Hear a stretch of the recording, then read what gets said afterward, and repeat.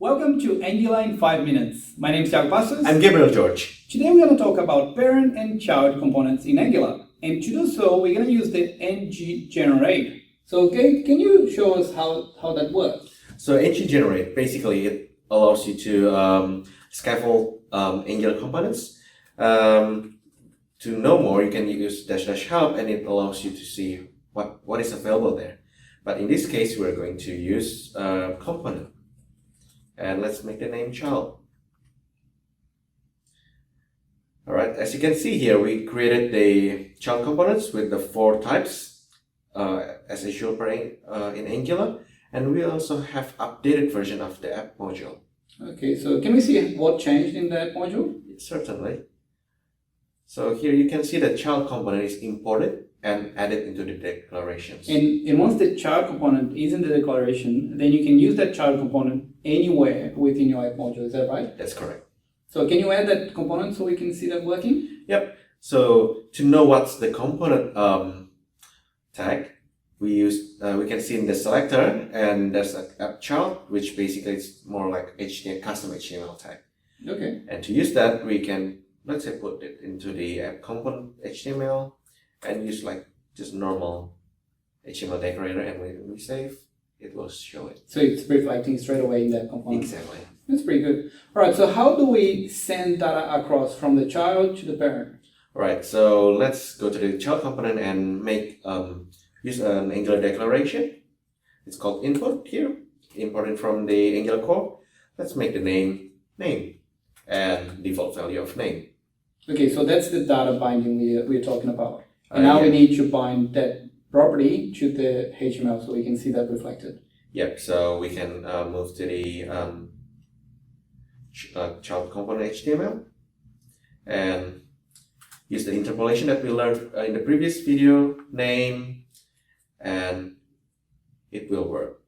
Awesome. Now it's time to send the data from the parent to the child. And we are going to use the square bracket, the data binding, because the name is name, we put it there, and let's just pass in the title.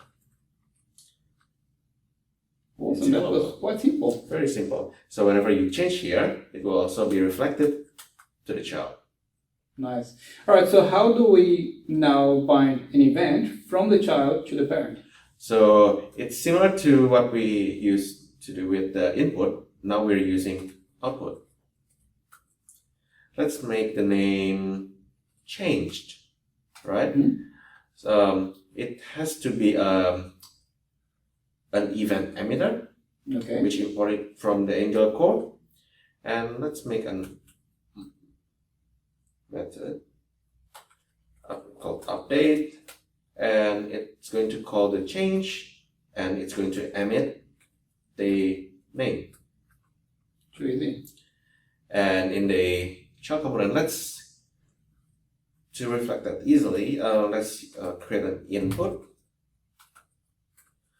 and bind the data to our name.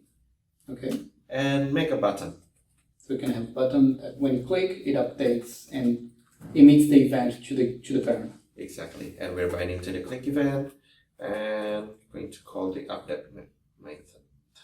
Okay. All right, so that's easy. Mm-hmm. And now, do I need to do anything special in that component itself? Yes, you have to bind the output here. Mm-hmm. So because the name, the event emitter name is changed, we need to bind it using the event, mm-hmm. $event, and that's it.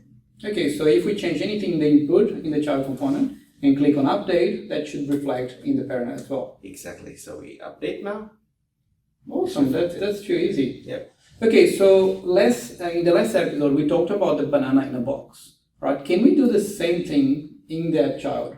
Exactly. It's so simple that it helps you a lot to reduce this amount of code. So we want to use the banana in box like that, right? Okay. So in order to do that, we go to the child component and we're going to name it similarly using a naming convention. So to use the naming convention, it should be name and change. Okay. So we update that, we save, and whenever we update here, Angular in 5 minutes, and update should be reflected back. Awesome. So that was another episode of Angular in 5 minutes. I hope you have enjoyed. And if you like the video, don't forget to thumbs up and don't forget to subscribe. Cheers.